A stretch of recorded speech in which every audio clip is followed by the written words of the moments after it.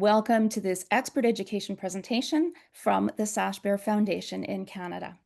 So the Sash Bear Foundation is a Canadian charity. You may know us for Family Connections. We also offer programming for people who are waiting to attend Family Connections or people who have already attended it. We provide these expert education series presentations every month. We hold a walk in May across Canada every year as a fundraiser and awareness event, and many other activities. So if you want to find out more about what we do, please go to our website. As I mentioned, we're a registered charity, and what that means is that we depend on donations for much of our funding to do our work. So we do ask that if you're able to support us in bringing you programs such as this expert education presentation, we would really appreciate if you could make a donation, even $5, the cost of your cup of coffee for the day. You can click on the QR code, or rather scan it on the screen, or go to our website at sashbear.org and find out all the different ways that you can donate to us. You might even want to become a monthly donor and donate that cup of coffee every month to us to help us out. With all of that said, thank you again for having joined us tonight. We are joined tonight by our expert presenter, Wendy Bamatter, and she is the founding program director of McLean Hospital's Child Partial Hospital Program. She's a licensed clinical psychologist, and works primarily with children, adolescents, young adults, and their families, and has expertise in treating individuals with emotion dysregulation, non-suicidal self-injury, suicide ideation, and behaviors.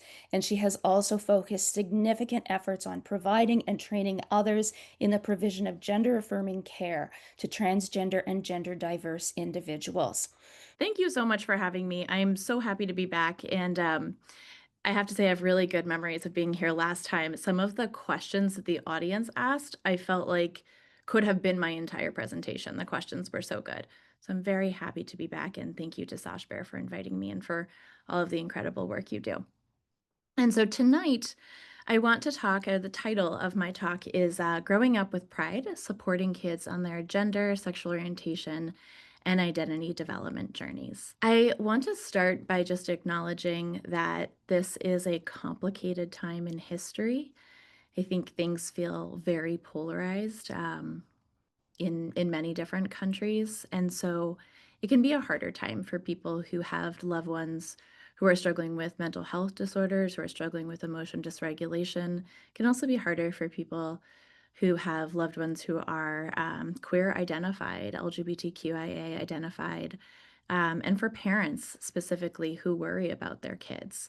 And so my hope tonight is that we can all come together in the spirit of learning, of exploration, um, and that we can all really try in the spirit of moving away from such a polarized place to having a really open mind, to leading with curiosity. And anytime judgments come up, I may introduce a concept and you may think like, what the, right? Just like notice the judgment, let it be there, smile at it, and see if you can keep engaging in the learning. Every time we have a judgment, it sort of shuts down our ability to learn. And so the hope is we can recognize them with mindfulness, let them go, and continue to learn. I also think it's really, really important as I talk to parents and grandparents and aunts and uncles and educators of people who are supporting gender diverse youth, sexually diverse youth who have excuse me who are sexual minority youth, that we are kind to ourselves. And we can do a lot of sort of blaming of ourselves. We can feel guilty for mistakes we've made. And I think it's so important to practice fallibility, knowing that, yeah, I may have made mistakes. I was doing the best I could, and I'm here to do better. And every day I try to do better. So with that, we will move forward. Before diving into all of the data and everything, I want to do a bit of an experiential practice here. I have on this slide many different reactions that caregivers may have when they learn that their child is exploring their gender identity or their sexual orientation. or when their child formally comes out. So I just want to give you a few minutes to just read some of these answers, that these reactions that parents may have. Maybe thinking about yourself and any responses, any reactions you may have had. Move that there. And I'll walk us through some of the responses that are really, really human responses. They're deeply personal. And any of us can have these different reactions. And I think we all need to move away from judgment of the reactions and instead to be curious and to try to understand, what is the wisdom in this reaction? What is this reaction trying to tell me? And so, some people, when their kids come out to them, they may just be filled with love, and have the first thought, like, I am so proud of this kid. I love this kid unconditionally. I will do anything to help and support them. And that's a lovely reaction to have. And many of you on the screen have probably had some of these reactions. And then it's possible to have this reaction and then 2 days later to jump to the one right underneath it, like, nope, nope. All of a sudden I'm scared.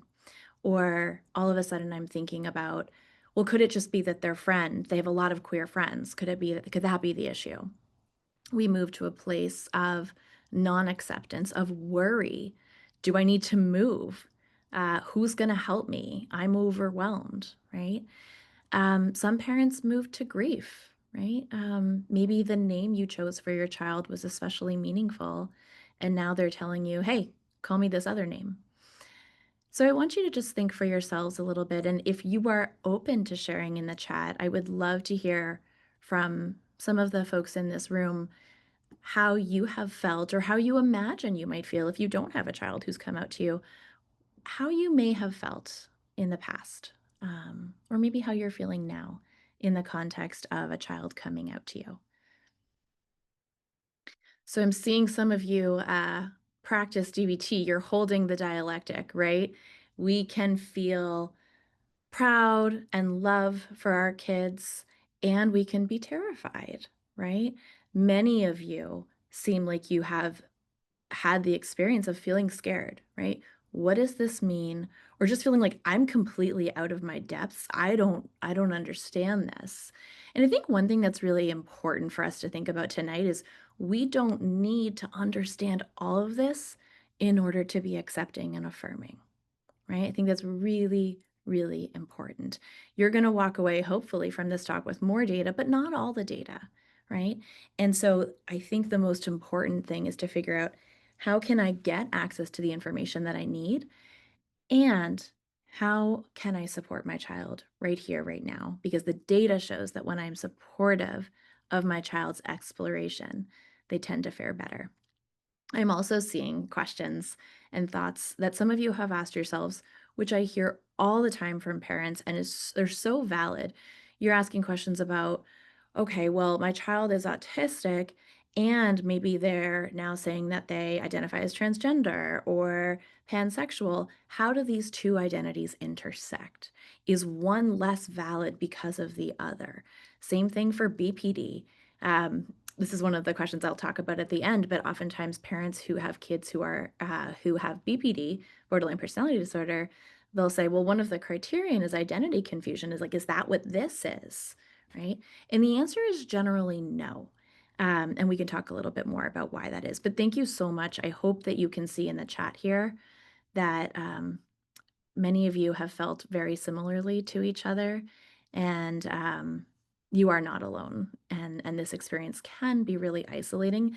Some of these thoughts we have here up on the screen, they're not super flattering, right? And so I think when we have those thoughts, like, I wish this weren't true, it's just a thought, but it can feel really isolating to hold on to that thought and to not feel like you're allowed to talk about it to certain people, right? And so that feeling of isolation can lead to increased anxiety and depression. So it's important to have places where we can talk about all of these thoughts. And of course, we want to be mindful about where we talk about them. So in terms of agenda for the rest of the night, we just talked about some caregiver reactions. we'll start with the statistics, which hopefully will help us to get to the place where we can say, oh, okay, this topic really matters. Okay, my role is an important role here. We'll start to talk more about terminology and the gender unicorn. And then we'll dive into thinking about identity and all of the different things involved in identity development and what our role is in fostering, helping our children to foster healthy, cohesive identities, um, skills and interventions, and other common questions. Okay, so we'll start with the statistics. The data from 2019 to 2021 in Canada, the Canadian Community Health Survey results, we see that 10.5% of youth, 15 to 24, so the younger folks were not included, but 15 to 24-year-olds identify as 2S LGBTQ+. And that is the term that plus the I, intersex, is the term that the Canadian government officially uses. The I is not here in this survey because they were not asking about intersex identities, and so the data show it's a pretty sizable portion of youth that are identifying as queer in one way or another. And then for those for 15 to 24 who identify as transgender or non-binary, you see about 1%.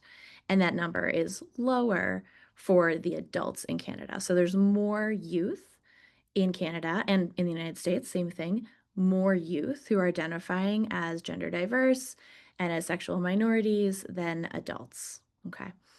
And another thing we're thinking about in terms of coming out and this piece around age is we're seeing that youth are coming out earlier than they used to. And there's so many different reasons for that. One of them certainly is access to more information earlier on. And so I will sometimes I've met like 60-year-olds who will say to me, like, Wendy, if I had had the language back then about gender diversity, I probably would have identified as non-binary, but I didn't have that language. And so I think that's important to keep in mind. Kids have access to language that adults didn't have access to earlier on. And so why is this important that we know that kids are coming out earlier? It's important because they're coming out at a vulnerable time in life when peer pressure is big, bullying is a thing that way too many kids are experiencing, and discrimination, victimization is high. And so it's important that we foster safety as much as we can, a sense of safety and support for kids when they're coming out, because when they come out, there's pros to coming out, and then the cons potentially are that they can be discriminated against, right? They can be victimized. Now, I would argue in most scenarios, it is more protective to come out than not to, but sometimes it's not safe. And so we just want to be thinking about this factor around coming out and age. I'm not going to go into much detail here, but we know that LGBTQIA youth are more likely to have numerous struggles with their mental health and with high risk behaviors, with negative outcomes like being bullied, like being homeless, as you see here, many different mental health disorders. And this slide is a hard one. And you, if you're at this talk, I think are already thinking about suicidality more than the average parent, perhaps because you may have a child who already struggles with emotion dysregulation, given that you're working with SOSH Bear or coming to SOSH Bear. Or you may already have a child who, or an adolescent, young adult, who has borderline personality disorder. And so suicide attempts, non-suicidal self-injurious behaviors, these might already be on your mind. And then we look at the data among LGBTQ youth, and we see that the rates are higher, significantly higher for gender and sexual minority youth. And so looking at sexual minority youth first, we know that they are 5 times more likely. So sexual minority youth, just to be clear, these are lesbian, gay, bisexual youth. They are 5 times more likely to attempt suicide than heterosexual peers.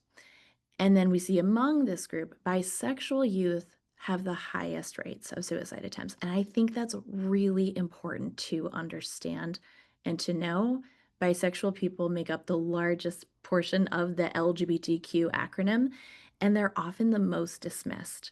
They experience discrimination from both ends. They may experience discrimination from within the LGBTQ community, like pick a side, choose a lane, as well as from outside of the community. So that is an identity that I think is easy to overlook, and it's also an at-risk identity. So we don't want to ignore it when our child says, "Hey, I'm bisexual."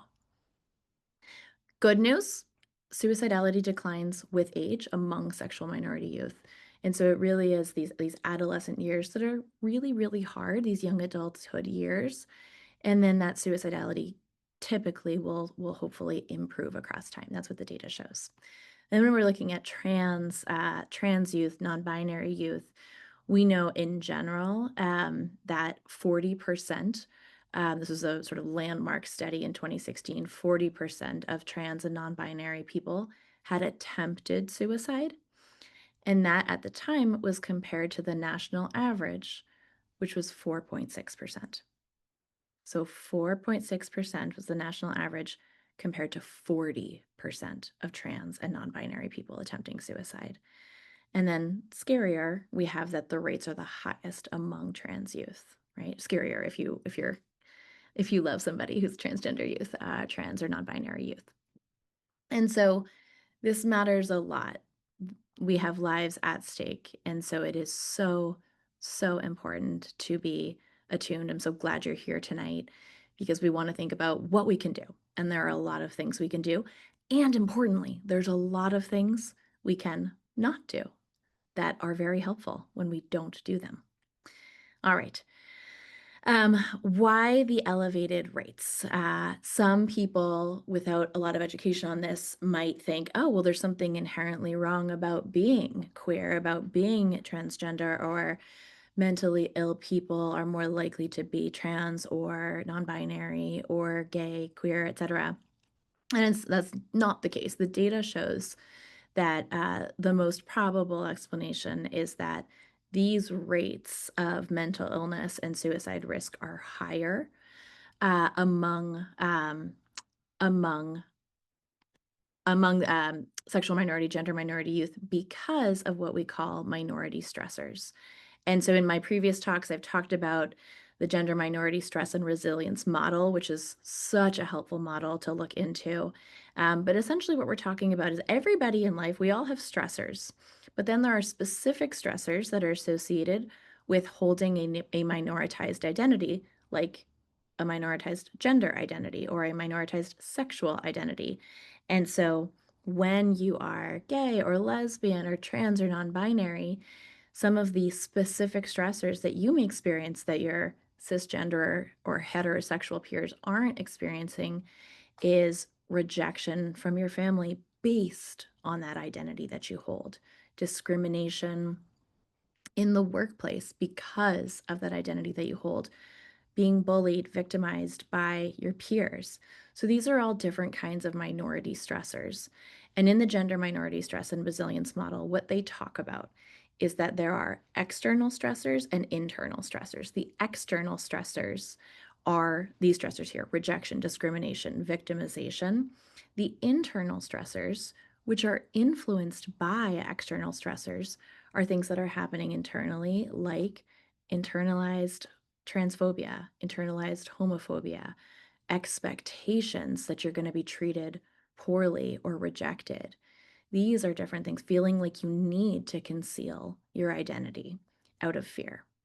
And the idea is that these stressors convey mental and physical health risks, right? And so that is the explanation. And so this one study that I think was really helpful in telling, they looked at LGBTQIA plus youth, and they looked at different kinds of minority stressors that the youth endorsed or didn't endorse. And what they found was that those who endorsed 4 types of minority stress had almost 12 times greater chance of attempting suicide versus those who reported none. And so again, this helps to explain that idea that there's nothing inherently pathological in any way, shape, or form about being LGBTQIA+. It's about what it means to live in this world where you are more subject to discrimination, to rejection, and how that impacts your mental health. Okay, couple more statistics here. Family matters, school matters, right? Really, really important. We have data, so much data that shows the important role that families play in serving as a protective factor. And so one thing we'll see is one study, this is very famous from the Family Acceptance Project. Some of you may be familiar with that, the Ryan 2009 study project. 92% of LGBT youth with parents who they rated as extremely accepting believed that they could have happy adulthoods, versus when you ask those same kids, 35% of youth with parents who did not, versus 35% of youth with parents who were not accepting at all. And so we know that that hope, that belief in a future is really, really important and protective for these kids. And if they can't envision a future, certainly that can exacerbate depression, hopelessness, which then become risk factors for suicide. I also think this data point is really important, that we know that transgender youth who have felt a sense of belonging at school were half as likely to have attempted suicide.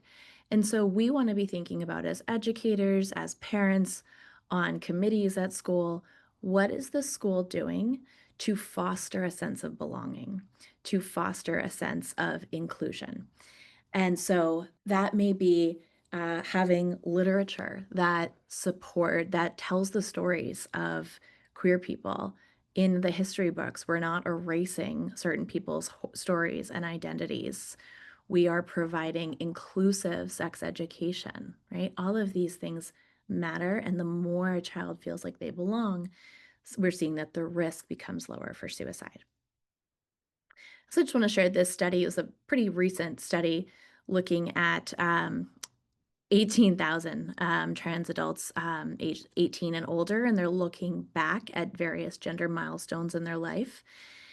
And what they're looking at here on the left, we've got we're looking at ages at which, retrospective age at which they, whether or not they attempted suicide, and the age at which it occurred. And then here we're looking at, did they run away from home?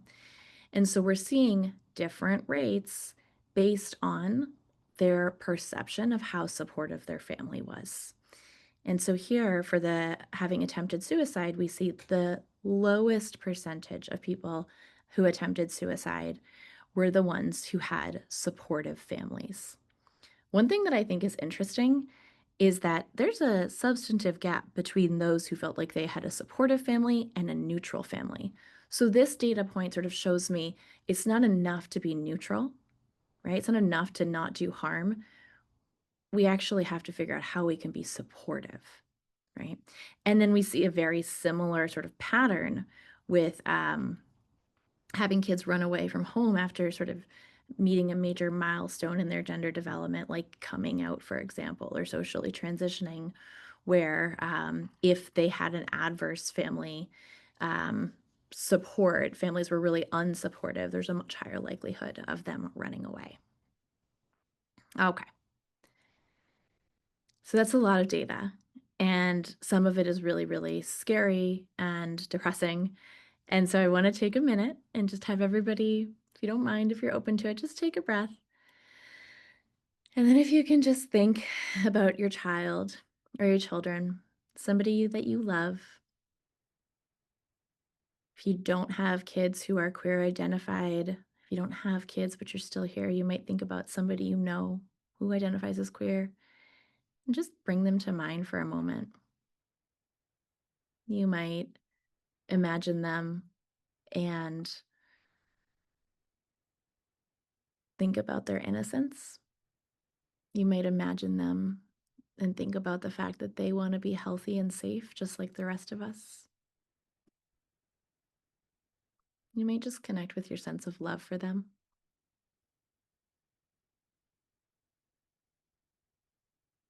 Just noticing what that brings up. So I think it's so important as we're doing this work that we find balance, right? We need to be able to be in this for the long run to support our kids.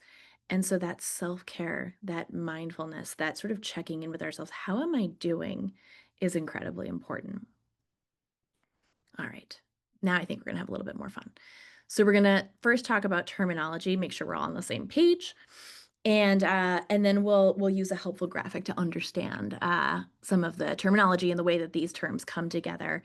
And again, keeping our minds open, trying to learn and take in new information. For some of you, it's new. For some of it won't be. This is really the human sexuality 101. So when we're thinking about human sexuality, it really is a multifaceted concept that encompasses so many elements of who we are, including sex, gender identity, expression, gender roles, and sexual orientation.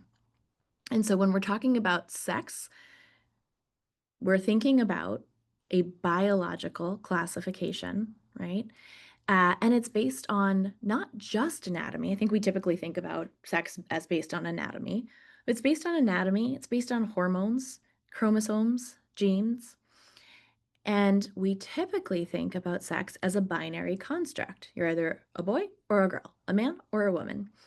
And physicians, doctors are starting to talk about how we actually need to think about even sex as more of a spectrum because we want to be inclusive of people who don't fit with that binary classification. So, for example, intersex people, who I believe, if I remember correctly, are 1.8% of the population, they don't subscribe to that binary sex identity, right? We want to be inclusive of them.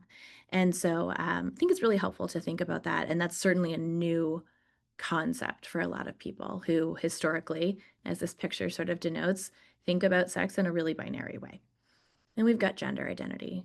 Of course, we moved way beyond the binary with gender identity. In contrast to sex, which is really biological, gender identity is socially constructed. And so when we say gender is socially constructed, I think it's important to think about what that means. It still means it's very real. Gender identity is very real. But we're pointing to the fact that the meaning around gender, the meaning behind roles, expectations that society has for what it means to be a man or a woman or another gender, they come from society, from culture, across time and across places, different places, right? And so, for example, in the 90s and way before that, pink was often a color that was really like a boy color, right? And now pink is more of a girl color, whatever that means, right? And so that would just be an example of how we in society ascribe meaning to different aspects related to gender. And so when we're talking about gender identity, really concretely, we're talking about one's inner felt experience of themselves as being either a boy or a man, a girl or a woman. Some people may identify as neither. Some people may identify as both. And some people may identify as something else altogether. We also want to think about with gender identity that for some people it's static. I've identified as a girl since I was young, and I believe I will continue to identify as a woman for the rest of my life. For some people, that's not true, and that's not necessarily at all I shouldn't even say necessarily, that's not pathological, right? And so for some people, gender identity can be static, and for some people, it can be fluid. And that fluidity is no less valid. And so I think it's really important, for example, to think about the fact that so many people with their gender, they're on journeys regarding their gender exploration. And so somebody at 10 years old or at 15 years old might say, "Hey, mom, I identify as non-binary." And parents like, "Okay, I'm gonna have to look that up, but cool, right?" And so you get in your head what non-binary means, and they tell you they use they them pronouns, and you're like, "Okay, okay," and you're practicing at night. You're really comfortable with that. And then 2 years later, they come to you and they say, actually, I think gender fluid makes more sense for me. You're like, "Oh my gosh, I have to go learn what that is." And now they want to use they, she pronouns, and your brain explodes, right? Possibly. We are all on journeys as we learn about our kids' identities and as we explore them ourselves. And so that child who first used a non-binary identity label and then used a gender fluid label, it doesn't make this label invalid, right? The first one, it means that across time, they're continuing to explore, which is healthy, and they're trying to find words that best describe how they feel around their gender at any given time, right? I sometimes will think about it as I think about emotions as a psychologist. If a client says to me like, "Ugh, I feel bad," my first question is going to be, what kind of bad? We can be so many kinds of bad. We can be angry, we can be sad, we can be both, we can be hungry, we can be angry, we can be hangry, right? What kind of bad? That specificity can be grounding, can help us feel like, ah, yes, I understand my experience better. And I think that's very true for gender identity too. Gender roles.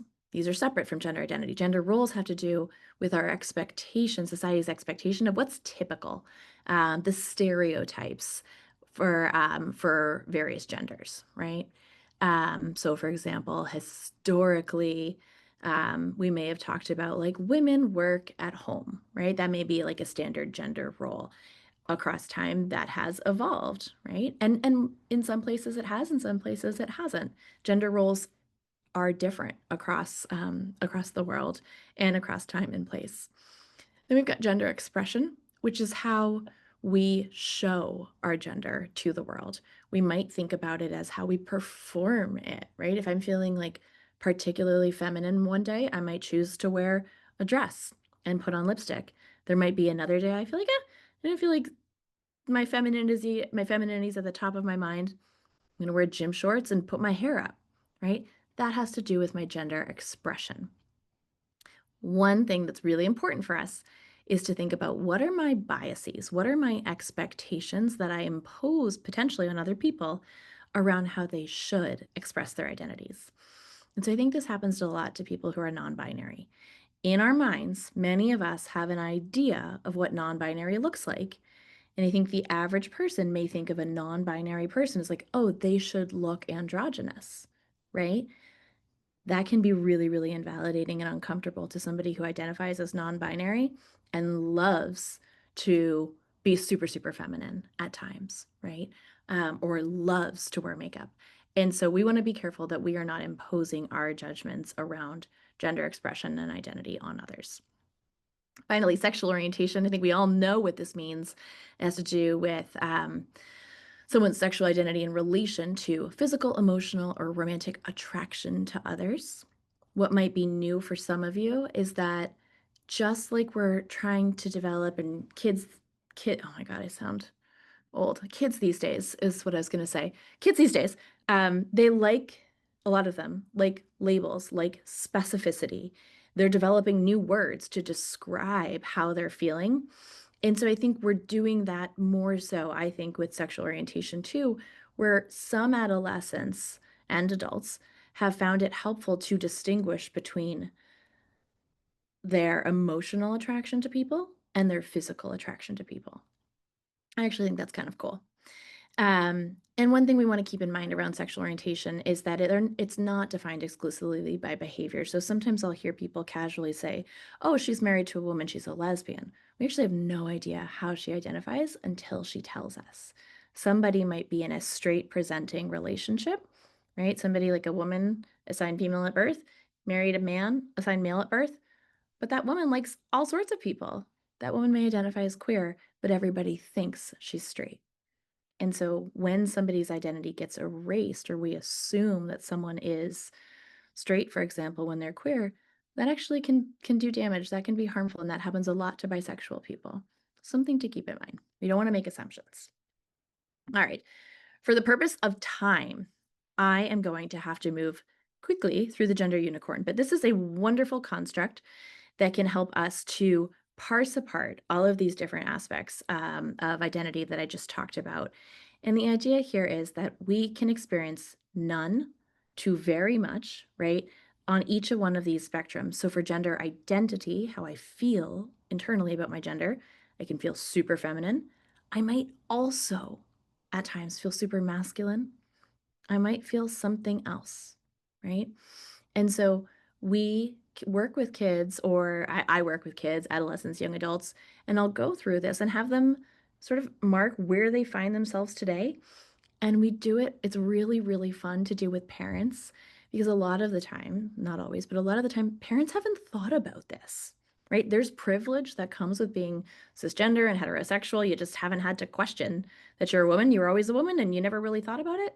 And so now we're asking you to say, okay, fine, you're a woman, but tell me, where on each of these lines do you find yourself, right? And that can be a really fun activity to do with your child. I put this here to show you that there are many, many different translations out there. And so hopefully it is accessible to you in your native language.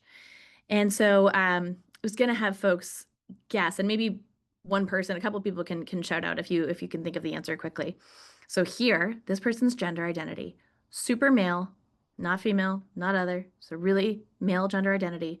They express their gender in a really traditionally masculine way. They were assigned male at birth, and they're attracted to men. How might this person identify? Yes! Cisgender man. Very good. Gay cisgender man. Very, very good. I've got this little disclaimer. We want to defer to other people to actually share their labels with us. So we're just guessing, right? We don't want to make assumptions. How might this person identify? Super, super feminine, not very masculine, pretty feminine expression, assigned male at birth, likes women.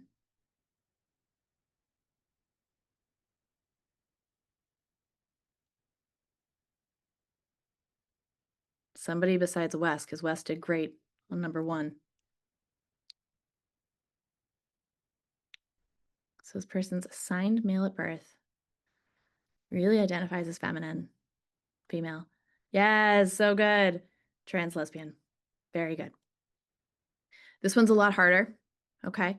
You can look at this later, but the answer, there's so many possible answers, right? This person may identify as non-binary and pansexual, meaning they like all sorts of people. They were assigned female at birth. That seems pretty clear. I shared this word with you here. I don't know how many of you have heard this word, demi-romantic. And the reason I share it is because, like I said earlier, people are using more and more new terms.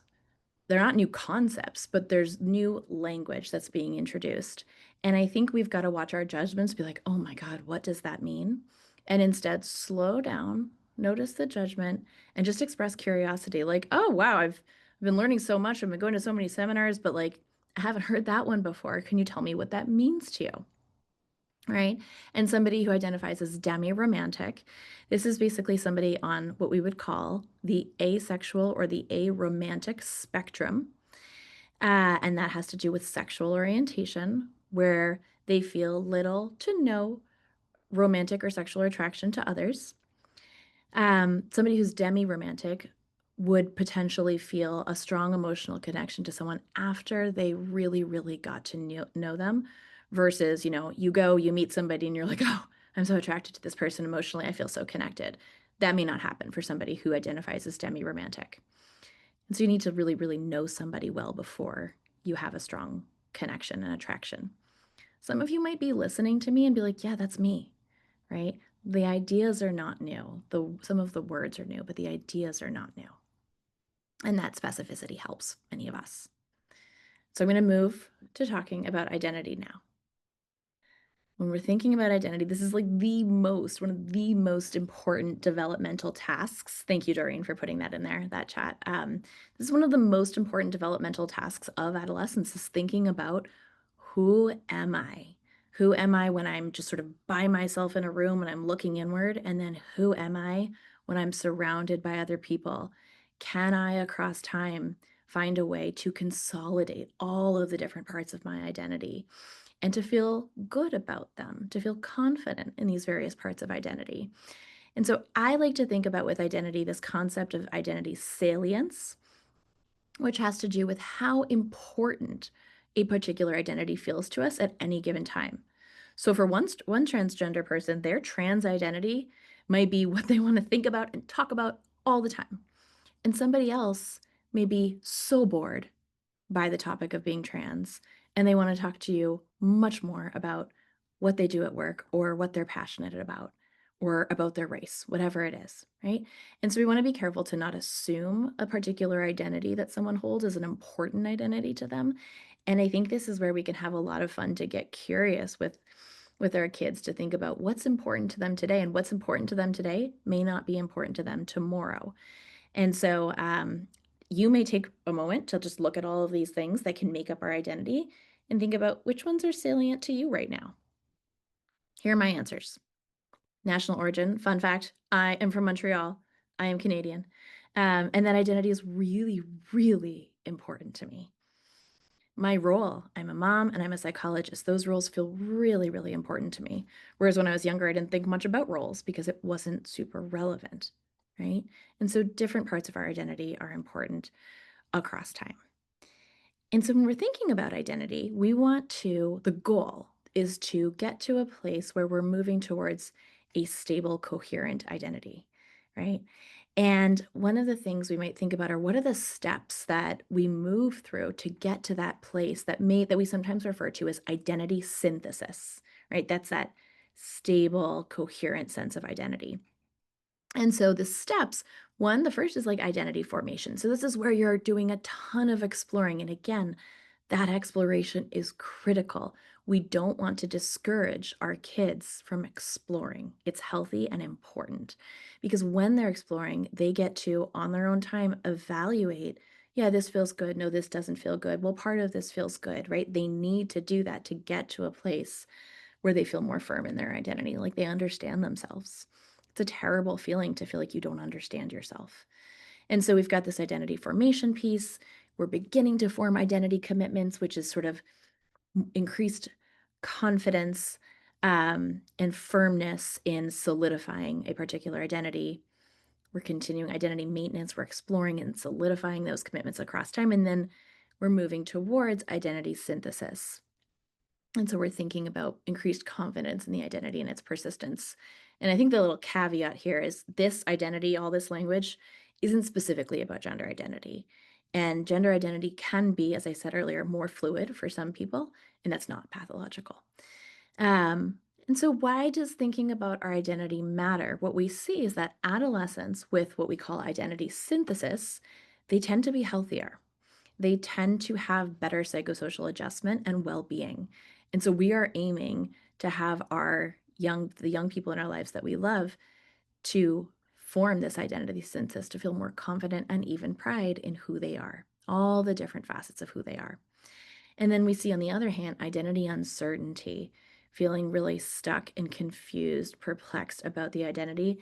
That is associated with having greater internalizing, like anxiety, depression, and externalizing problems like behavioral problems, substance use. It's also associated with loneliness. That sort of makes sense. If you have no idea who you are, you feel really confused, you may not know where to go, who to spend time with, right? Where to explore your interests or not. It's also associated with substance abuse. Family plays an important role. And so we know that people who have stronger identity consolidation and that commitment and the really healthy exploration, these people are rated as having better family climates, right? The sort of environment in the family is healthier, safer. There's more cohesion, right? Connection, communication in these families. And that the parents in these families have more trust in the parent-child relationship. There's sort of more respect and trust for that relationship. We also see just greater levels of support in general from parents and from siblings when we see healthy adolescent identity development, healthy identity development. And then we see weaker identity commitments, ruminative exploration, which is when people get really stuck in their identities and constantly second guessing themselves, feel really confused, high levels of uncertainty about their identity. They might feel incompetent at times, depressed, anxious. All of this is associated with greater levels of family conflict. So family, we play a really, really important role. I am going to skip the next two slides, just sort of summarize them for time. But when we're thinking about gender development, what I really want to highlight is that this starts early. We start to develop our sense of gender and understanding the concept of gender very early. And we want to think about the fact that we don't question cisgender people. Cisgender, if you don't know that word, means that your gender identity aligns with the sex you were assigned at birth. So if you were born and the doctor said, hey, she's a girl, and you continue to identify as a woman, you're cisgender. We don't question cisgender people. How do you know you're cisgender? How do you know you're a woman? Right. And so we might want to question why sometimes we have the need to have an adolescent or a young person prove to us that their identity is right. They may say, I just know. Right. But we know that this identity develops early. And importantly, this is really important because some kids will come to you at 16 and be like, hey, I'm trans. And you're like, where did this come from? And why are you just telling me? The research shows that there's a pretty significant time gap between when someone identifies as gender diverse and then communicates about it. And then there's many different factors that can get in the way of somebody feeling ready and comfortable with disclosing their identity. We're thinking about sexual orientation. This happens later, but generally, kids are starting to recognize and sort of realize their queer attractions if they are LGBTQ identified or LGB identified. And then oftentimes we're coming out a little bit later. But also, the coming out piece really depends on where you live, who is around you, how safe it feels to come out, as well as do you have the language to think about what label feels right for you. When we're thinking about identity, we want to think about how various identities intersect. And that is really important. So, some of you may be familiar with the topic of intersectionality. The idea there is that we're thinking about how, when identities intersect, the intersection of those identities can confer privilege, right? So, maybe you're quite wealthy and, I don't know, white, right? Those two identities together, you've got more privilege. But you might think about how two identities intersect and there's a higher chance of being oppressed or discriminated against. So somebody may be Black and Muslim and queer. Well, there we've got three minoritized identities depending on where you're living. And so these are the different things that we want to be thinking about in terms of how these identities are intersecting, right? And what we know is that some people are at greater risk because of the ways various identities intersect. And so, trans Native Americans, for example, have a higher risk of suicide than trans white kids do, for example. And so we want to think about, all right, well, why is that? Or we might think about the intersection of being a particular religion and then being gay, right? Did you grow up in a religion where you were taught that it was a sin to be gay? And how does that impact your mental health? I'm going to move towards closing, but this is a graphic that was developed by Sean Giamette, a psychologist who does a ton of work in the trans community. And he talks about how family members are on their own gender journey, right?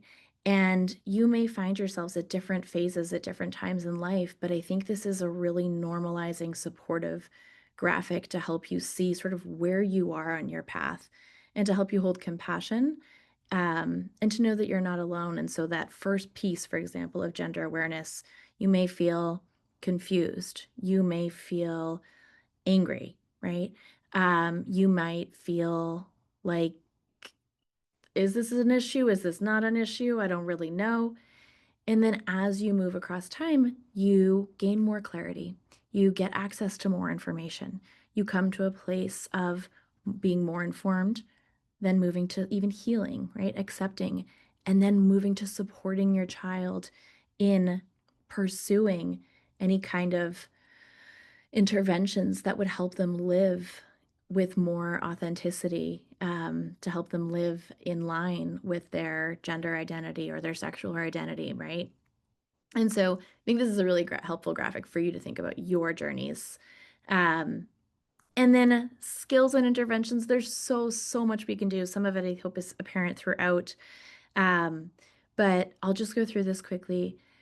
We want to think about our language. And so if Billy tells me he's gay, we don't want to use the word homosexual. Homosexual is a word that often has a more negative, judgmental meaning to it, right? It used to be in the DSM as a disorder, right? And so every time I hear the word homosexual, I'm like, I don't love that word. It feels derogatory. Now, if somebody tells me, oh, I identify as homosexual and that's great, then I'll use it for that person. But we want to use the language that feels right for any particular person. We want to try really hard to use the correct pronouns. We don't refer to them as preferred pronouns anymore because they're not preferred. They are somebody's pronouns. They are the correct pronouns that someone's asking you to use. And we want to think about, even though, and I will totally acknowledge, it is hard for me at times to use certain pronouns. It's hard, right? There's such a thing as neo pronouns like fey, fair. And when I first think about it, I'm like, oh, I don't know how to do this. I don't want to mess it up. Practice privately. We just practice. Um, and then when we make a mistake, own it and move on. What we want to avoid is getting really flustered in front of somebody who uses they, them pronouns and say, oh, this is so complicated. I can't do this. Oh, it's a singular pronoun. Because then it puts that person in the position of having to take care of you and tell you it's okay, which is one more minority stressor that they're having to deal with. And so we want to, and of course, we want to give ourselves grace. It's hard sometimes, right? But we're smart people and we can do hard things.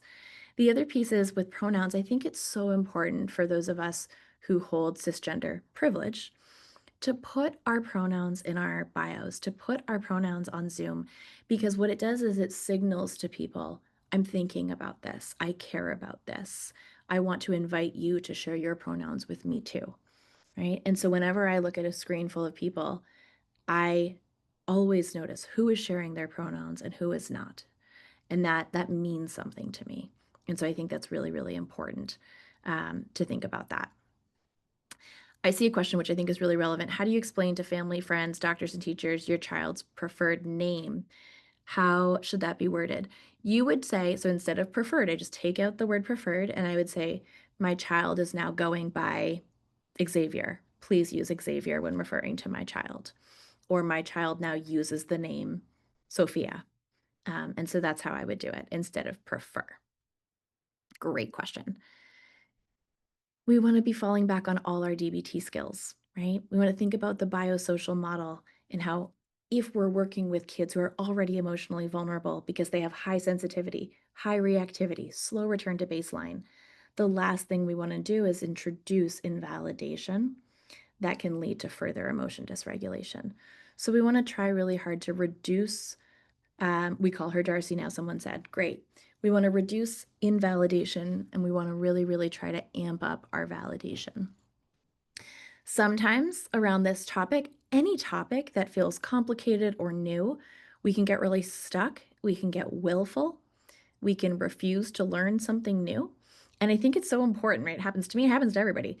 I think it's really important to stop and ask myself, like, do I want to do what feels right or what I've always known, like they is a singular pronoun?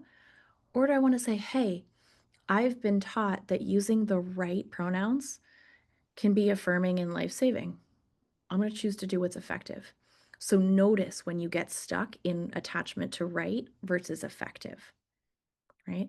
We want to use a ton of mindfulness to notice our thoughts, to notice our emotions, our urges without acting on them. So, for example, our child might say, I'm demisexual. You may have the urge to be like, is that what they're calling it these days? Just some kind of like snarky comment because it was just kind of impulsive. You had the thought and you didn't sleep last night. If we have more mindfulness practice at play, we can notice the urge and then ask ourselves, is that going to be effective or not? And we want to refrain from acting on those urges that are ineffective.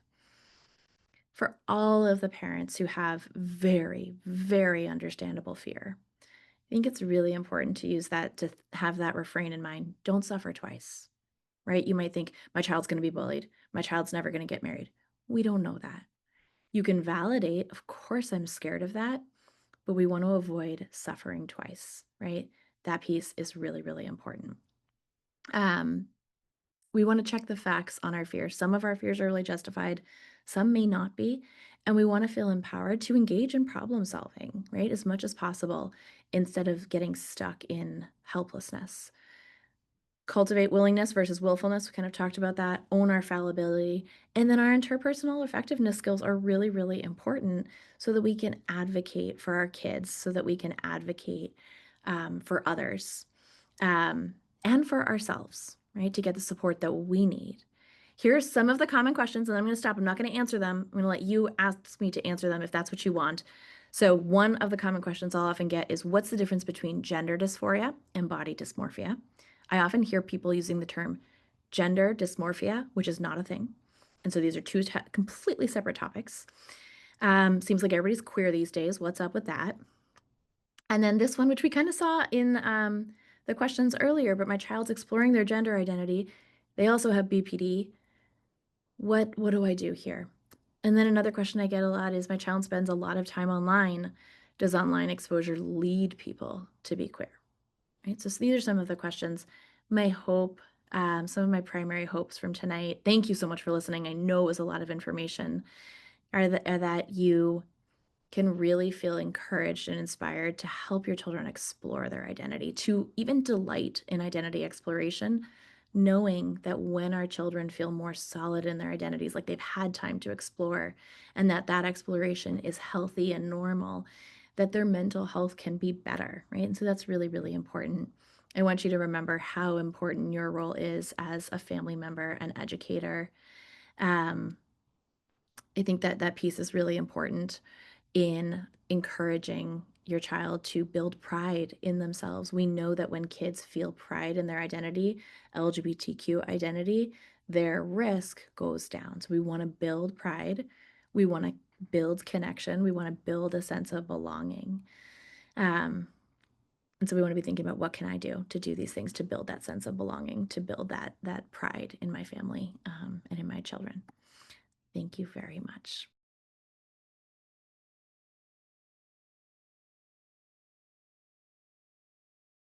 When we're thinking about BPD and the identity diffusion piece, and that is one that is harder to understand for a lot of people, but that identity diffusion has a lot to do with identity that's shifting a lot of the time, or that is so dependent on who you're around. And it has much less to do with gender identity. And so the gender identity will tend to see, like, will be more persistent. Even if the labels are changing, the identity exploration we'll see really is often a lot of time more persistent. The other piece we'll see is that somebody with BPD will be trans, and then we affirm that trans identity, and their mental health, the BPD doesn't disappear, but their mental health starts to get better, right? And so I think that piece is really important. We have data that when we affirm identity, anxiety goes down, depression goes down, and that person may actually feel more identity sort of consolidation, given that we've affirmed that identity. And so I think that's really important. Also notice I see some people talking about the intersection of queer identity and autistic identity, and that's such a big topic. And I recently read a book that was so phenomenal, and I'm forgetting what it's called. I think it's called Trans and Autistic, and it's written by people with lived experience. And I loved it so much. The chapters that I read, I haven't read everything, but I think that when we're thinking about intersectionality, thinking about the intersection between being autistic and trans, and how important it is to consider so many different factors associated with the intersection of these identities. John Strang is the name of a psychologist who I really respect, who's done a lot of work on thinking about, how do we support trans autistic kids? So that's a name that you can look up. There's a lot of helpful resources out there.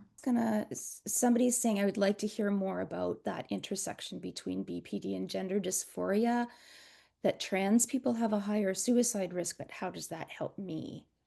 My daughter will not revert her gender expression as a remedy for her suicidality, right? So in other words, I think they're asking, like, well, does that mean that if they weren't trans, they wouldn't, right? If I could fix the trans piece, would they be less suicidal? Would they have a lower risk, right? What do I If do about that? yeah, The fact that if they that's the fall question, into because this I'm not very high risk category, I yeah. think is really the underlying question.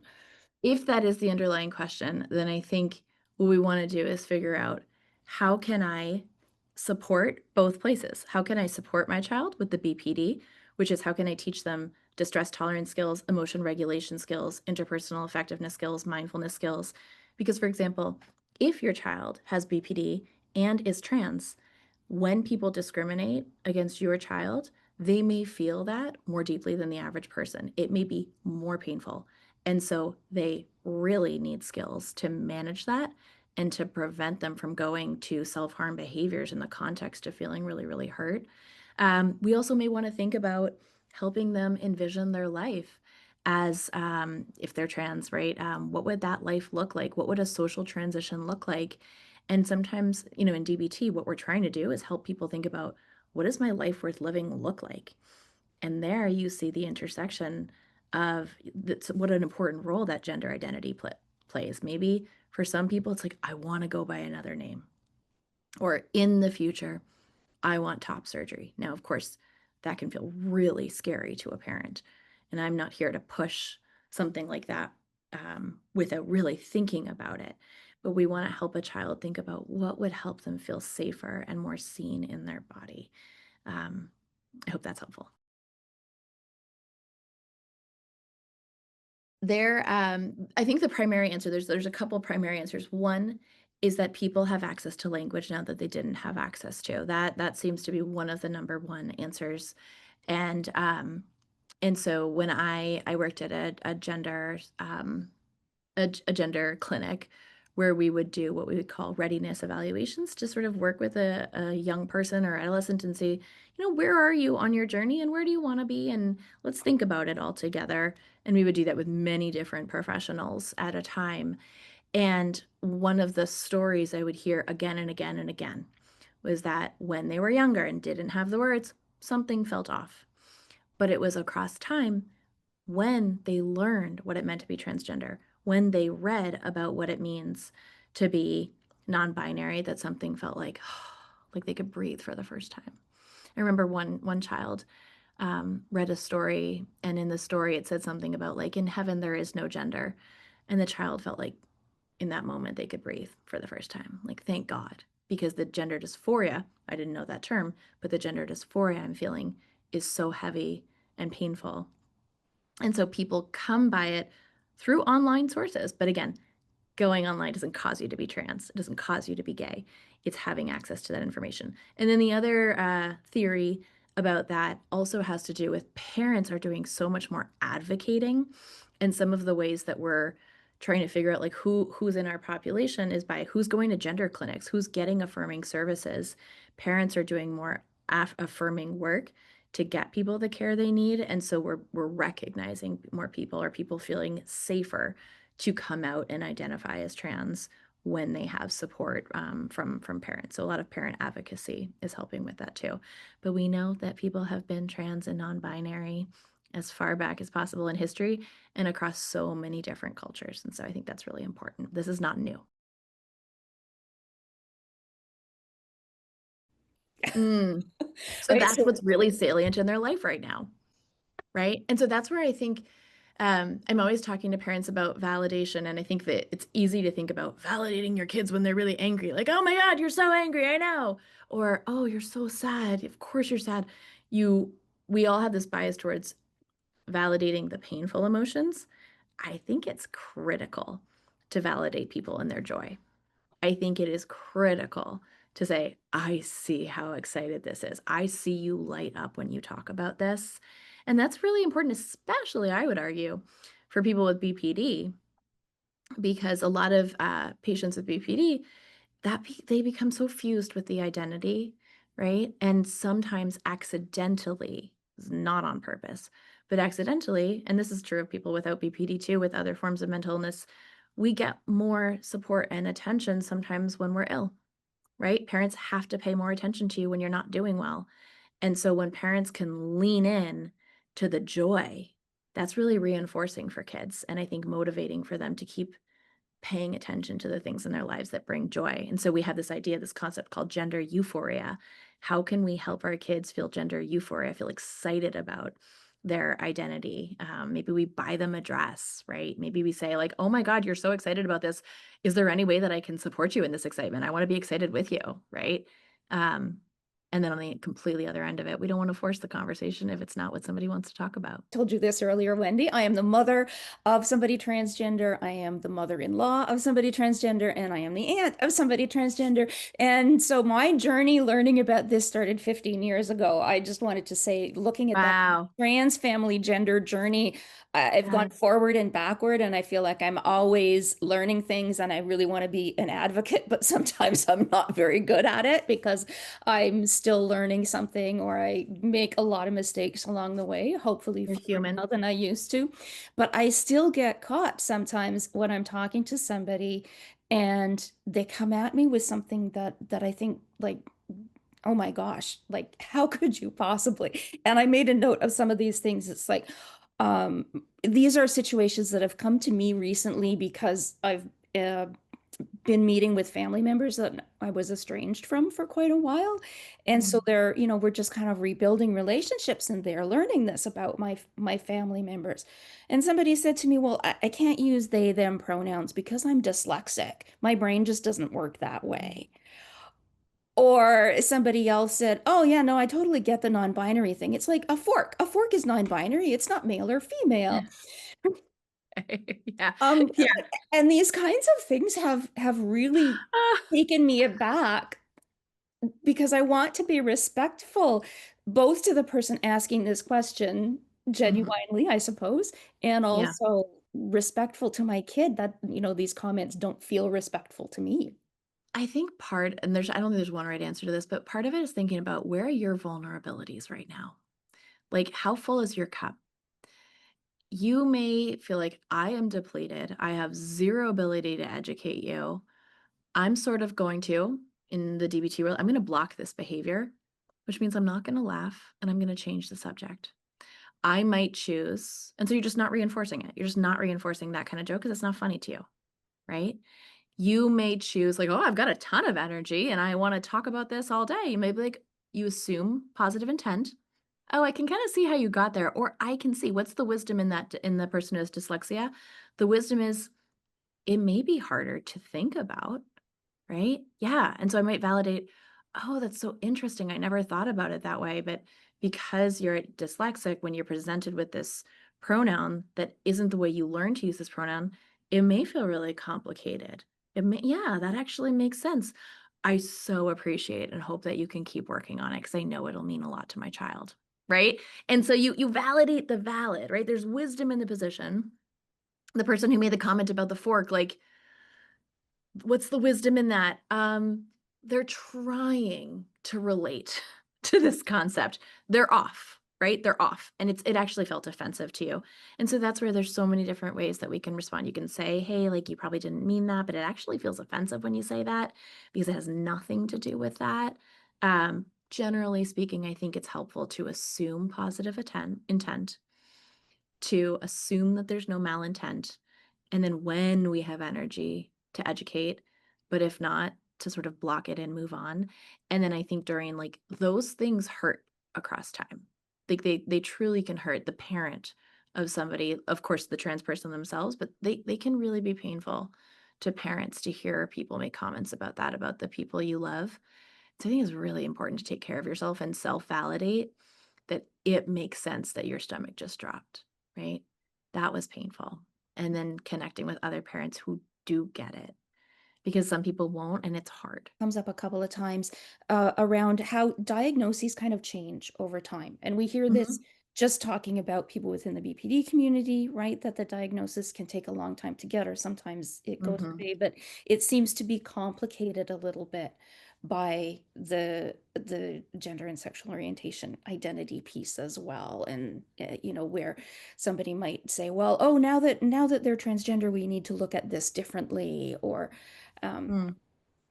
I can go back and see if I can find the question to make it a little more clear, but maybe you have a comment about that. It says, my child was previously diagnosed ADHD, anxiety, depression, came out as trans, and then boom, a BPD label, even though the Oh. behaviors have not changed.